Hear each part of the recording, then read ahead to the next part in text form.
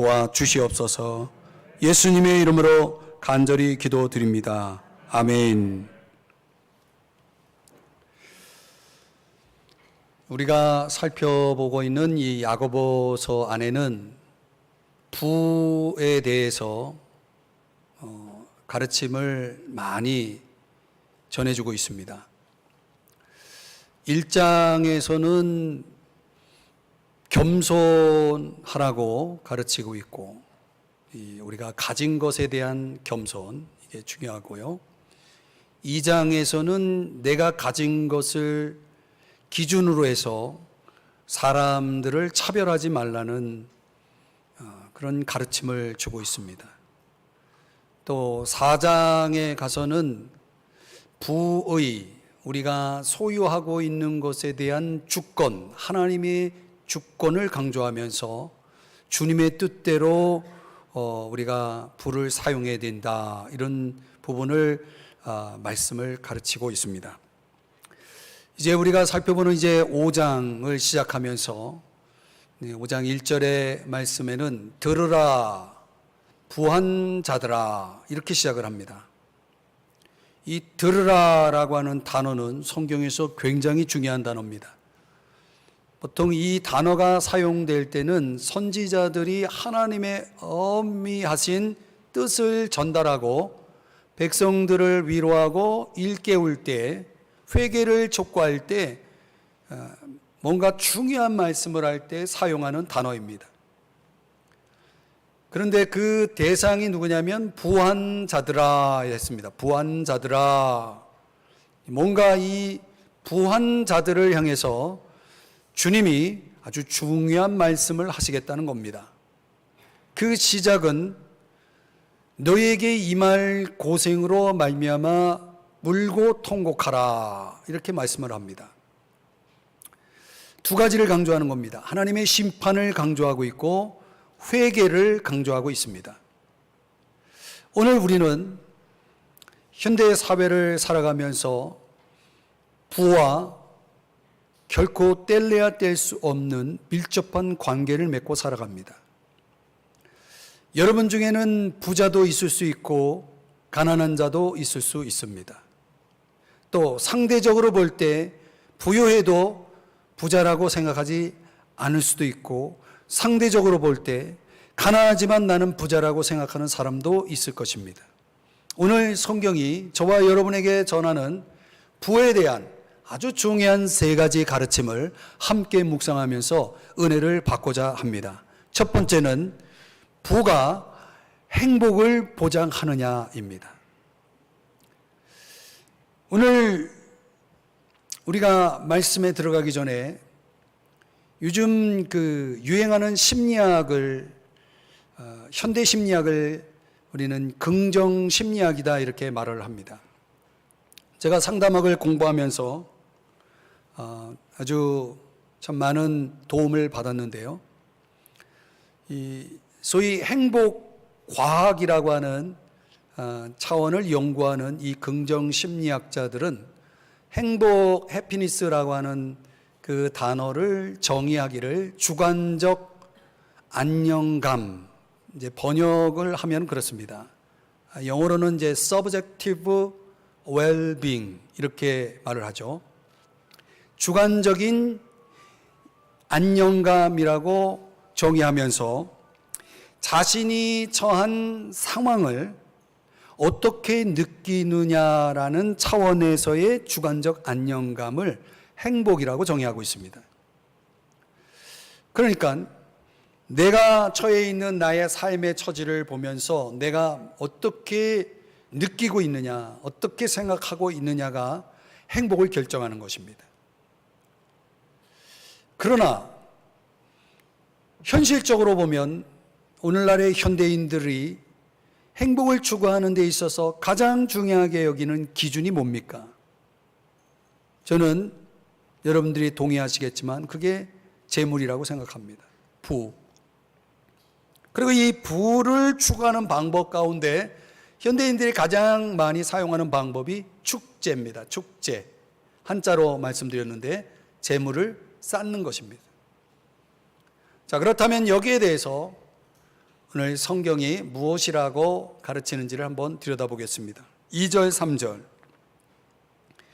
3절 끝부분에 재물을 쌓았도다 축제라고 말씀하고 있죠.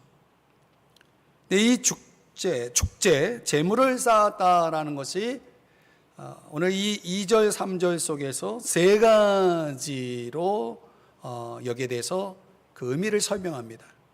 하나는 뭐냐면 무의미하다는 것입니다. 재물을 쌓는 것이 무의미하다. 비유로 예를 들기를 옷을 쌓아 놓으면 그 옷이 어떻게 될까요? 오늘 성경에 존 먹었으며 그랬죠. 존벌레가 그 쌓아 놓은 옷 속에서 작용을 해서 옷을 상하게 만들죠. 그래서 그 옷을 결국 버리게 되는 것입니다. 차라리 필요한 사람한테 주었더라면 그 옷은 쓸모가 있었을 터인데, 또 은행이 없던 시대에 사람들이 재물을 관리하는 방법은 집안에 두는 것인데, 금이나 은이라는 이 화폐의 가치를 집안에 두었을 때 그것이 쌓였을 때 어떤 작용을 하냐면 녹이 씁니다. 녹이 있으면 그 재물은 그 가치가 없기 때문에 사용할 수가 없는 것입니다. 차라리 필요한 사람에게 주었더라면 낫지 않겠느냐, 이런 차원의 말씀을 하고 있는 것입니다. 한마디로 재물을 쌓는 것은 무의미하다라는 것이죠. 성경은 재물을 소유하는 것을 문제시하기보다는 재물을 쌓아둠으로 인해서 사용하여야 할 때에 사용하지 않는 것에 대해서 지적하고 있는 것입니다. 또 하나, 오늘 중요한 단어가 하나 나오는데, 언제 재물을 쌓았냐면 말세에 재물을 쌓았다 이렇게 말하죠. 말세라는 것은 심판의 때를 강조합니다. 다시 말하면 주님이 오시는 날에 초점을 맞춘 것입니다. 우리는 성경 시대보다는 훨씬 더 말세에 살고 있는 거죠. 그만큼 주님이 오실 날이 가까웠다는 것입니다. 언젠지는 모르지만 주님이 오실 날이 가까웠다는 거죠. 만약 주님이 재림하시게 되면 사람들이 집안에 쌓아놓은 재산은 아무 의미가 없습니다. 주의 재림을 맞이하는데 전혀 도움이 되지 않기 때문에 그렇습니다. 그렇기 때문에 말세를 살아가는 사람들에게 성경은 누가복음 12장에서 말씀하는 것처럼 하늘에 재물을 쌓아두어야 된다라고 말씀하고 있는 것입니다. 그래야 주의 재림의 때에 그 재물이 의미가 있기 때문에, 유익을 주기 때문이라고 말씀하는 거죠. 언제라도 재물을 사용할 준비를 하고 그 재물을 하늘에 쌓아두도록 그 자원을 사용해야 하는 것이 이 말세를 살아가는 사람들의 지혜다라는 것입니다. 무엇보다도 재물 축제, 쌓아두는 것이 좋지 않은 것을 경계해야 하는 이유가 무엇이냐면, 우리의 마음을 하나님이 아닌 재물에 소망을 두게 하기 때문에 그렇다는 거예요. 디모데전서 6장 17절 말씀해 보면 정함이 없는 재물에 소망을 두지 말고 하나님께 두라 이렇게 말씀을 하고 있죠. 그러니까 나의 미래, 나의 영혼, 나의 소망을 위해서 정작 내가 신뢰해야 될 것은 재물이 아니라 하나님이라는 거예요. 그 재물을 쌓아두는 사람에게 있어서의 소망은 당연히 재물에 대한 소망이 더 큰 거예요. 아니, 전부일 수도 있어요. 근데 인생을 살아가는 데 있어서 우리가 꼭 기억해야 될 것은 하나님의 시간이거든요. 하나님이 우리에게 허락하신 시간이 있거든요. 이 세상에서의 시간이죠. 그런데 언젠가는 그 시간이 멈출 때가 있는 거죠. 우리의 시계는 멈추지 않을지 모르지만 나의 인생의 시간은 멈출 때가 오는 것입니다. 문제는 재물을 쌓아두는 사람들의 관심이 이생과 이생의 필요에만 집중되어 있다는 거죠. 마치 이 세상을 영원히 살 것처럼 말이죠. 계획을 세우면서. 이런 것이 재물 축제가 가져오는 아주 심각한 위험성이기 때문에 재물을 쌓아두는 것은 옳지 않다라는 거예요. 또 하나님이 보실 때에도 참으로 합당하지 않다. 우리가 누가복음에 나오는 비유의 말씀에 의하면 아주 여러 해 쓸 것을 풍성히 충분히 쌓아놓고 있는 한 농부에 대해서 주님이 그를 향해서 말씀을 하시기를, 오늘 밤에 너의 영혼을 내가 가져가겠다. 그러면 너가 충분히 쌓아놓은 그 재산은 누구 것이 되겠느냐라고 말씀하시면서 어리석은 자요 라고 말씀했다는 거예요. 어리석은 자라는 거예요. 자기의 영혼을 위해서 그 쌓아놓은 재산이 아무 역할을 못한다는 거예요. 그렇기 때문에 그 소유에 대한 부보다는 하나님께 대하여 부요한 자가 되어야 된다라고 하는 그런 가르침을 주고 있죠. 어떻든 하나님 보실 때에 재물을 쌓는 것은 참으로 어리석은 짓이다라고 하는 것입니다. 근데 언제라도 우리가 하나님 앞에 설 준비를 하는 입장에서는 재물 축제가 도움이 안 된다는 거예요. 마태복음 16장에서는 가장 중요한 가치, 영원한 가치에 대해서 말씀하면서 사람이 무엇을 주고, 사람을이 아니라 사람인데 말씀이 잘못 나왔어요. 사람이 무엇을 주고 제 목숨을 바꾸겠느냐, 이렇게 말씀하는 거죠. 그러니까 여러분, 무엇을 가지고 우리가 목숨을 살 수 있겠습니까? 아무리 재산이 많아도 그 재산으로 내 목숨을 살 수는 없는 것입니다. 그렇기 때문에 누가복음 12장의 말씀처럼 사람의 생명이 재산에 달려있지 않다라는 것을 우리는 깊이 깨달아야 됩니다. 우리가 그런 차원에서 우리는 항상 우리 인생에 대한 영원의 관점을 우리가 놓지 말아야 됩니다.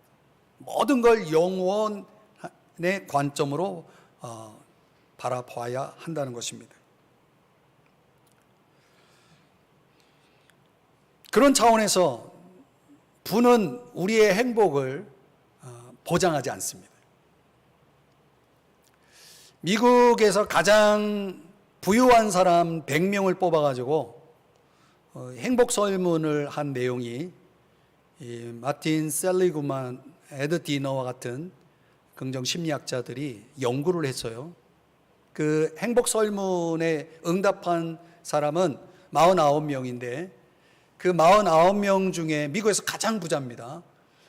그 부자들이 답을 주었는데 49명 응답자 중에 47명의 답이 뭐냐면 자기에게 행복을 주는데 기여한 것은 돈이 아니었다라고 답을 주었습니다. 그렇게 돈이 많아도 그 가진 돈이 자신을 행복하게 하지 않았다는 거예요. 무엇이 그러면 그들을 행복하게 했는가에 대한 자료를 보니까 의미 있는 삶이 가장 많이 나왔어요. 의미 있는 삶. 다른 사람들을 돕는다든가 필요한 사람들을 위해서 재물을 사용하는 것들, 또 화목한 가정을 이루어 나가는 데 있어서 또 그런 부분들, 여러 가지 이제 요인들을 얘기를 합니다. 제가 강조하고 싶은 것은 의미 있는 삶입니다. 우리의 삶이 의미 있기 위해서는 우리의 가치가 영원한 가치에 초점이 맞춰질 때만이 우리는 인생의 허물을 극복하고 의미 있는 인생을 추구할 수가 있는 것이죠. 이제 그런 차원에서 여러분에게 소개하고 싶은 한 가지의 법칙이 있는데 모나리자 법칙입니다. 모나리자 법칙. 여러분들이 다 기억하시겠지만 이 작품 속에 한 여인의 얼굴이 나오죠. 이제 이 행복과학을 연구하는 사람들이 이 여인의 얼굴 속에 담겨진 감정을 분석한 결과 83대 17이라는 데이터가 나왔다는 거예요. 83대 17. 이 모나리자 여인의 그 얼굴 상황 속에는 83이라고 하는 행복한 감정이 들어있을 뿐만 아니라 아주 두려움과 분노라는 17%에 해당되는 감정이 섞여 있다는 거예요. 그래서 이 모나리자의 그 얼굴은 아주 행복하지도 않고 그렇다고 또 아주 두려움 속에 있지도 않은 아주 묘한 그 감정이 그 얼굴 속에 담겼기 때문에 사람들이 그 여인의 얼굴에 대해서 감동을 받고 그 그림을 또 사랑하게 되었다는 거죠. 이제 그렇게 분석을 하는 겁니다. 그러니까 진정한 행복과 성공이라는 것이 100이 아니라 83이라도 얼마든지 가능하다는 거죠. 뭔가 부족하고 없는 17이 이 83이라고 하는 이 행복한 감정 속으로 빨려 들어가서 그것을 느끼지 못하게 만드는 거죠. 그러나 그것이 있다 하더라도 83대 17의 비율은 그 많은 사람들에게 진정한 성공이 무엇이고 행복이 무엇인지를 가르쳐 준다는 거예요. 사랑하는 여러분, 우리가 이 세상을 살아가는 동안 얼마나 살지 모르지만 과연 우리가 가지고 있는, 소유하고 있는 부라는 것이 내가 이 땅에서 행복한 삶을 누리는 데 있어서 소용되는가? 얼마 정도는 소용된다고 말할 수 있어요. 부정할 수는 없어요. 그러나 그것이 결정적인 근거가 될 수는 없다. 그러니 사랑하는 여러분, 재물을 축제하는 일보다는 하나님께서 여러분에게 주신 재물을 가지고 잘 사용해서 행복한 삶을 사시기를 주의 이름으로 축복합니다. 두 번째는 부와 관계의 문제입니다. 고린도후서의 말씀을 먼저 여러분에게 소개하면 우리 믿는 사람들의 삶이라는 것은 주님 앞에서뿐만 아니라 사람 앞에서도 옳은 일을 해야 한다는 겁니다.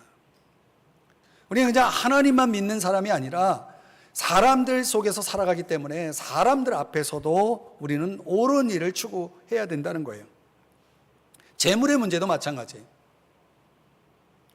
자, 그런데 오늘 본문에서 야고보가 지적하는 것이 뭐냐면 4절을 보시면 보라, 너희 밭에서 추수한 품꾼에게 주지 아니한 삭시 소리 지르며, 이렇게 말씀을 합니다. 이 농장 주인들이 고용한 근로자들에게 임금을 주지 않는 문제에 대해서 다루고 있습니다. 저는 오늘 이 시간 여러분들에게 노사 문제를 거론하려고 하는 것이 아닙니다.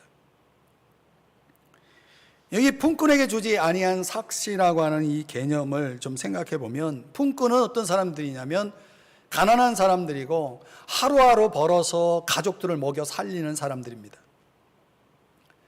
그런데 가진 자의 입장, 부한 자의 입장에 있는 이 농장 주인은 자신들의 부를 확장시키기 위한 목적으로 이 근로자들이 오늘 우리 집에서 일하고 또 다른 데로 가면은 차질이 생기니까 추수가 끝날 때까지 임금 지불을 연기하는 거예요.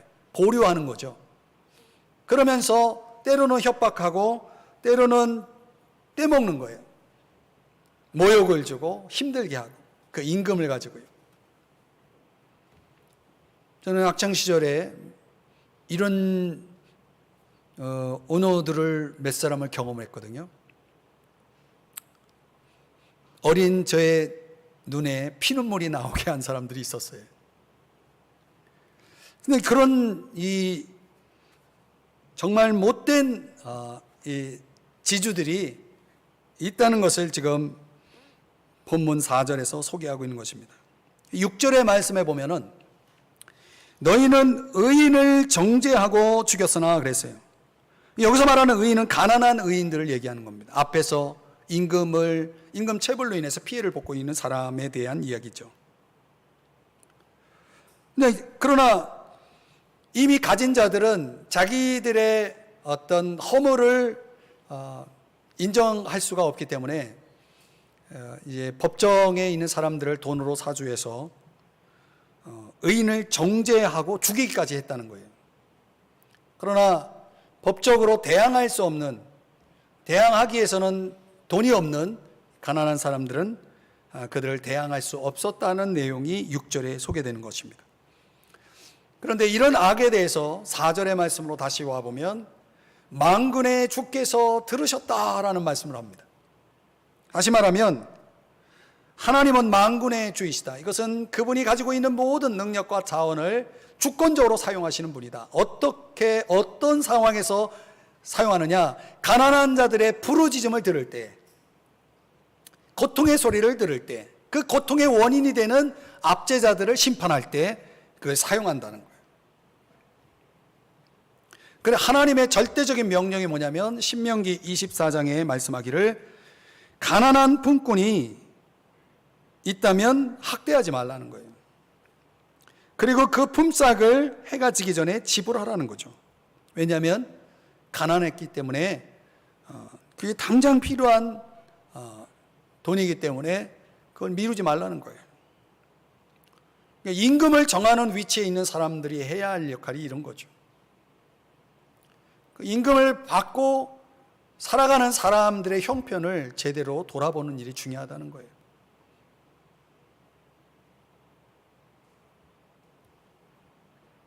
이 말씀을 이제 우리에게 적용할 때, 이 자리에 나와 있는 여러분들 가운데 이런 어떤 CEO의 입장에 있지 않는 사람들도 많고 하니, 이 말씀이 나에게는 해당이 안 된다라고 생각할지 모르겠지만, 저는 좀 포괄적으로 이 말씀을 적용해 보고 싶어요.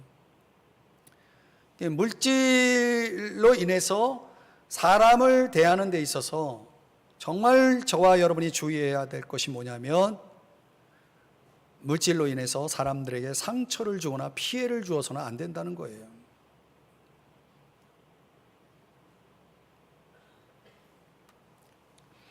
야고보서 5장 6절 말씀에 보면 여기 의인이라는 단수로 단어가 나오는데, 물질로 인해서 피해를 보고 상처를 받은 대표적인 의인이 한 분이 계시는데 그분이 바로 누구냐? 예수님입니다. 베드로전서 3장 18절 말씀에 보면 의인으로서 불의한 자를 대신하여 죽으셨음을 말씀을 하고 있습니다. 순전히 의인이지만 불의한 인간들을 위해서 대속의 죽음을 죽으셨다는 것이죠. 그 대속의 죽음에 깊이 관여한, 그래서 예수님에게 깊은 상처를 준 한 사람이 있습니다. 그가 바로 가룟 유다죠, 유다. 이 유다가 어떻게 상처를 줬냐면 은 30을 얻기 위해서 예수님을 팔아넘겼죠. 왜 예수님을 팔아넘겼느냐? 돈을 사랑했기 때문에. 그 돈을 사랑했기 때문에 자신이 3년 동안 스승으로 따랐던 예수님을 팔아넘겼다는 거예요. 이 돈이라는 게 관계 속에서 어떻게 사용될 수 있는지를 잘 보여주죠. 마태복음 26장 14절 15절 말씀에 의하면 가룟 유다가 예수님을 팔아넘기는 은 30의 딜을 하고 그 은 30을 거머쥐기 위해서 예수님을 팔아넘겼을 그때에 바로 앞에 어떤 사건이 동시적으로 일어났냐면 마태복음 26장 7절 말씀에 보면 한 여자가, 요한복음에서는 마리아로 소개하죠, 매우 귀한 향유 한 옥합을 가지고 나와서 그걸 깨뜨려서 예수님의 머리에 부었다는 거예요. 이 예수님을 은 30에 팔아넘긴 가룟 유다를 포함해서 모든 제자들이 이 여인이 한 행동에 대해서 비난을 했어요. 아니, 그 돈으로 그렇게 많은 사람들을 구제할 수 있는데 왜 예수님에게 그걸 부었느냐 하면서 그걸 낭비했다라고 하면서 그 여인을 혼내고 있었다는 거예요. 그때 예수님께서 이 여인을 가만히 두라고 하면서 이 여인이 한 행동은 이제 공생애를 얼마 남기지 않고 세상을 떠나게 될 예수 자신의 장래를 위해서 너무나 귀한 헌신을 한 행동이기 때문에, 이 여인이 너무나 잘한 것이기 때문에 너희들은 이 여인이 행한 행동을 가만히 두라고 말씀하시고, 이어서 복음이 전파되는 곳에는 이 여인이 행한 일을 함께 전파라고까지 주님이 말씀하셨다는 거예요. 왜냐하면 이 여인이 한 행동은 복음적인 삶의 모습을 보여줬기 때문에 그렇습니다. 여러분, 불하는 것이 관계 속에서 어떻게 사용될 수 있는지를 우리는 이 한 여인이 취한 모습과 그리고 한 제자가 보여준 모습, 이 너무나 다른 차원의 두 가지 모습을 성경에서 보는 것입니다. 내가 가진 물질로, 내가 관련된 물질을 가지고 사람을 상처를 주고 배신하고 죽일 수 있기까지 할 수 있는 게 물질이라는 거예요. 반대로 사람을 위로할 줄 알고, 사람을 사랑할 줄 알고, 사람을 섬길 줄 아는 물질로도, 도구로도 사용될 수 있다는 것을 보여준다는 거죠. 여러분이 가진 물질로 사람들에게 상처 주지 마세요. 그리고 여러분들이 가진 물질로 사람 마음 아프게 하지 마세요. 그것이 가룟 유다의 길이라는 걸 잊지 마세요. 할 수만 있다면 우리는 관계 속에서 내가 가진 물질을 통해서 사람을 좀 위로할 줄 알고, 사람을 좀 사랑하고 섬기는 도구로도 쓸 줄 알아야 그게 참으로 복된 거예요. 제가 얼마 전에 좋아하는 나태주 시인의 신간 시집을 또 하나 샀는데요, 그 시를 쭉 읽어 나가다가 제 눈이 멈춘 한 시가 있습니다. 아끼지 마세요 라는 제목의 시예요. 내용이 좀 길지만 한 부분만 여러분에게 소개합니다. 좋은 거 아끼지 마세요. 옷장 속에 들어있는 새로운 옷, 예쁜 옷, 잔칫날 간다고, 결혼식장 간다고 아끼지 마세요. 그러다가 철 지나면 헌옷되지요. 저희 엄마가 이렇게 살았어요. 옷을 사주면 새 옷 안 입더라고요. 과일 사다 주면 제일 좋은 거 안 먹어요. 항상 상한 거 먼저 먹고, 그럼 맨날 상한 것만 드세요. 옷도 맨날 헌옷만 입는 거예요. 아끼지 마세요. 마음 또한 아끼지 마세요. 마음속에 들어있는 사랑스러운 마음, 그리운 마음, 정말로 좋은 사람 생기면 준다고 아끼지 마세요. 그러다가 마음에 물기 마르면 노인이 되지요. 이런 내용의 시예요. 헌옷되고 노인되는 일이 없도록 아끼지 마세요. 아끼지 마세요. 여러분, 부는, 재물이라는 것은 관계를 위해서 하나님이 우리에게 주시는 거예요.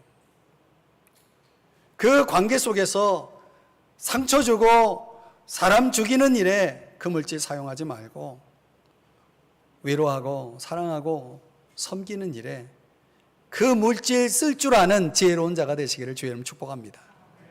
세 번째로 부와 종말에 관한 문제를 다루고 있습니다.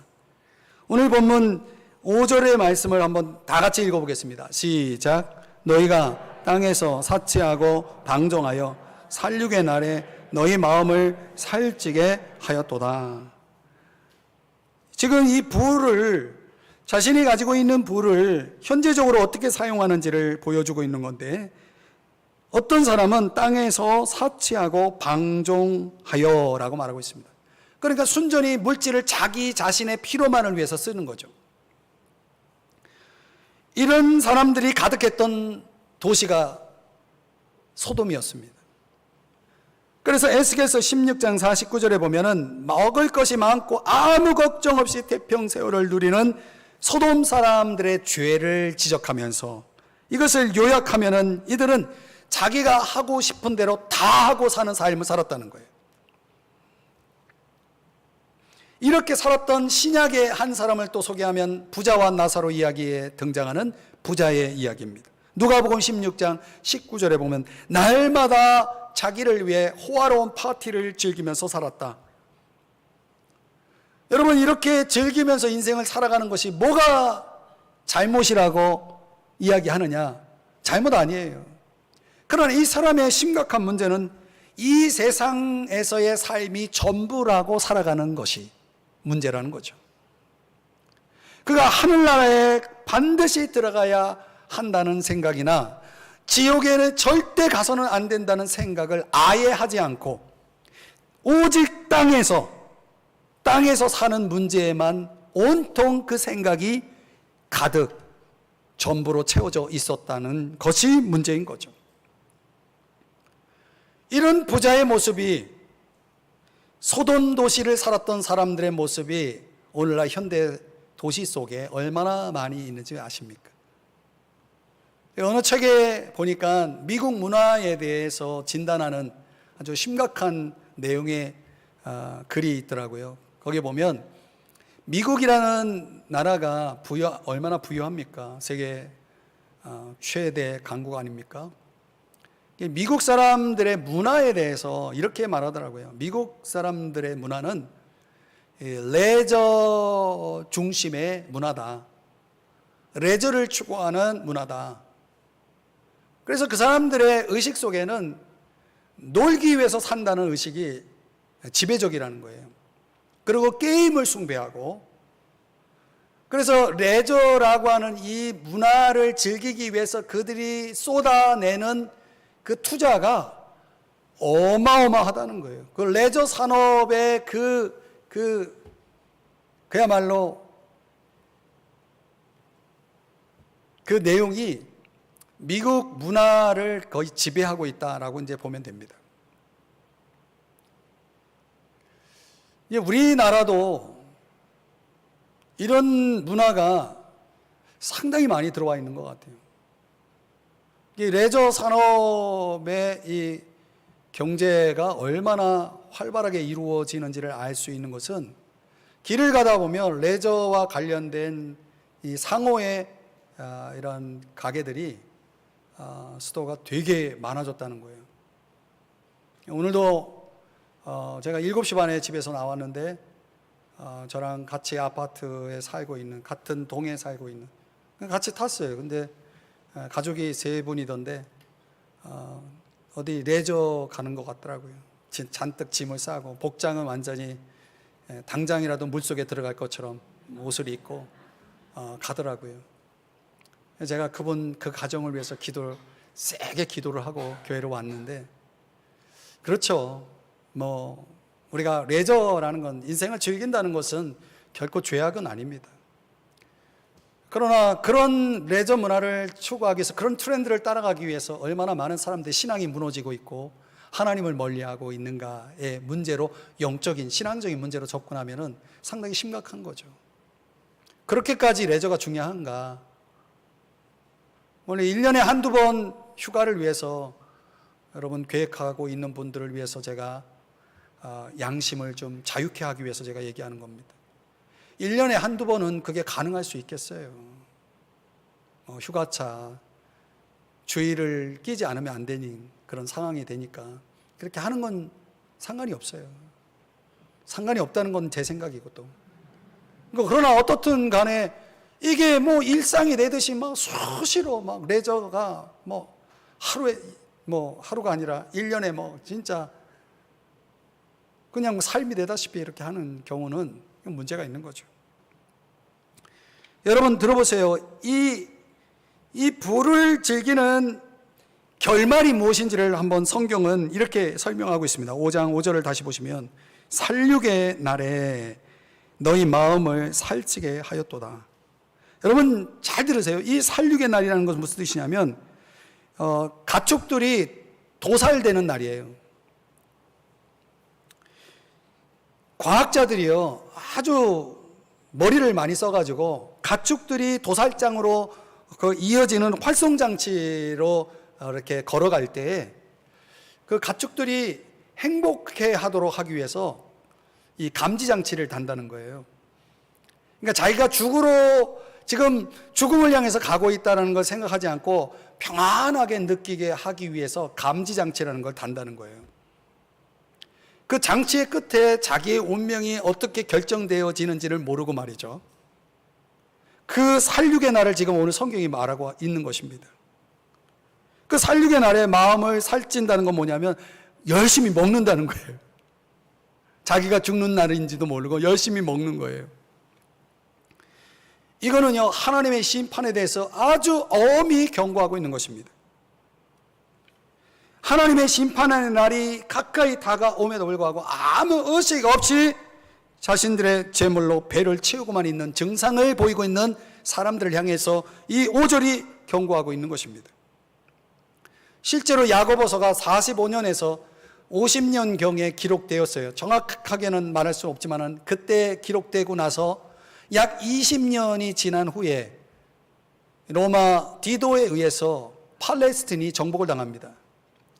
그래서 이 말씀에 해당되는 이 5장 5절에 해당되는 팔레스틴 부자들이 모든 가지고 있는 재산이 다 빼앗깁니다. 알거지가 됩니다. 그러니까 이 5장 5절의 말씀은 이 팔레스틴 부자들을 향해서 너희들 이제 20년 후에 이런 일을 당할 것이다 라고 하는 것을 그들은 전혀 모른 채 자기들이 가진 재산을 가지고 배를 채우는 일에 힘썼다는 거죠. 불쌍한 거예요. 여러분 요한계시록 18장에 보면은 부가 1시간에 망하였다라고 말씀을 하고 있습니다. 이 부라는 것은 한순간에 사라져 버릴 수 있는 거예요. 역사적 종말에 벌어질 일이지만은 우리 인생의 종말에도 부라는 것은 언제라도 사라질 수 있는 것입니다. 그렇기 때문에 우리가 하나님 앞에서 심판을 준비하지 않으면 우리도 몰락할 수 있는 처지가 되는 것입니다. 근데 문제는 이 세상 소유물에 더 둘러싸여 있을수록 우리는 이런 종말의 의식이 점점 희미해진다는 거예요. 주님이 다시 오신다는 그 하늘나라의 소망이 더 줄어든다는 거예요. 그러면서 이 세상 가운데 거룩한 싸움을 싸워야 할 그 싸움을 잘 싸울 가능성은 점점 희박해지는 거죠. 그래서 이 세상에 취해서 세상을 사랑해서 살아갈 수밖에 없는 것입니다. 여러분 잊지 말아야 됩니다. 우리는 말세에 살고 있고 주님은 조금 더 가까이 와 계시고 그리고 주님이 재림하실 때 우리는 준비되어 있어야 한다는 것이죠. 세상에 속한 부자처럼 살지 말라는 거예요. 움켜쥐고 쌌고 방종한 그런 사람으로 살지 말라는 거죠. 왜요? 부는 덧 없는 것이거든요. 사라지는 것이거든요. 그러니까 우리 삶에 하나님과 함께하는 그 영원한 생명, 영원한 삶이라는 영원한 보상이라고 하는 상급이라는 차원에서 보면은 이 부는 아무것도 아닌 거예요. 그렇기 때문에 저와 여러분의 인생의 종말과 부의 종말을 기억하고 우리는 항상 그분 앞에 설 준비를 하면서 살아갈 필요가 있는 것이죠. 이제 말씀을 적용해 보겠습니다. 여러분 아십니까? 성경은 예수 그리스도께서 저와 여러분의 재정 계획에 전혀 관여하기를 거부하신다는 사실을, 우리가 어떤 계획을 가지고 있는지 주님은 관심이 없어요. 누가복음 12장 14절에 보면 내가 언제 너희들의 재산 나누는 사람이냐라고 하는 그런 말씀을 하시면서 너희들의 재정을 어떻게 관리하고 계획할지에 대해서는 나는 전혀 너희들의 주인 노릇하고 싶지 않다라고 말씀을 하셨습니다. 그렇지만은 다만 저와 여러분이 재물을 어떻게 사용할지, 즉 지혜롭게 사용하기를 바라실 뿐입니다. 하나님과 동행하는 여정 속에서 부라는 것이 얼마나 우리에게 위험 부담이 큰지를 우리는 오늘 본문에서 깊이 깨달아야 됩니다. 우리가 이걸 극복하는 방법은 할 수만 있다면 부도 있고 겸손도 있고 부도 있고 신앙도 있고 부도 있고 참으로 복됨도 있다면 좋겠지만은 이것이 병행될 수가 없다면 우리는 어떤 거 하나는 희생을 해야 되는 거예요. 다만 우리가 이 한 여인이 보여주었던 이 놀라운 헌신처럼 부가 있든 없든 내가 주님을 뜨겁게 사랑할 수 있고 복음을 위해서 살아갈 수 있는 준비가 되어 있다면 그 물질은 아무리 많이 주어져도 문제가 되지 않는다는 거죠. 그 주어진 복은 그 사람을 행복하게 할 뿐만 아니라 이웃들을, 인류를 복되게 할 수 있을 뿐만 아니라 종말을 잘 준비하는 데 도움을 주기 때문이라는 거죠. 오늘 성경의 결론적인 질문으로 저와 여러분은 이 물질에 대해서, 재물에 대해서 성경적인 재물관을 갖고 사는 성숙한 성도의 모습인지를 묻고 싶습니다. 주님의 뜻대로 잘 사용하고 있는지. 사랑하는 여러분, 아끼지 마세요. 행복할 수 있다면 사용하세요. 그리고 관계 속에서도 나누세요. 베푸세요. 주세요. 그렇게 하는 것이 나를 위해서도 너를 위해서도 복된 것이고 유익한 것이라는 것. 그리고 무엇보다도 우리가 주님이 오실 날을 준비하면서, 종말을 준비하면서 살아갈 수 있어야 한다는 것. 오늘 이 사실을 잊지 마시기를 바랍니다. 그래서 오늘 우리는 이 음성을, 이 명령을 들어야 됩니다. 들으라 부한 자들아, 행복하시라. 관계를 복되게 하시라. 종말을 준비하시라. 오늘 이 음성을 날마다 주님 앞에서 듣고 살아가시는, 그리고 순종하며 살아가시는 저와 여러분이 될 수 있기를 주의 이름으로 축복합니다. 축복합니다. 기도하겠습니다.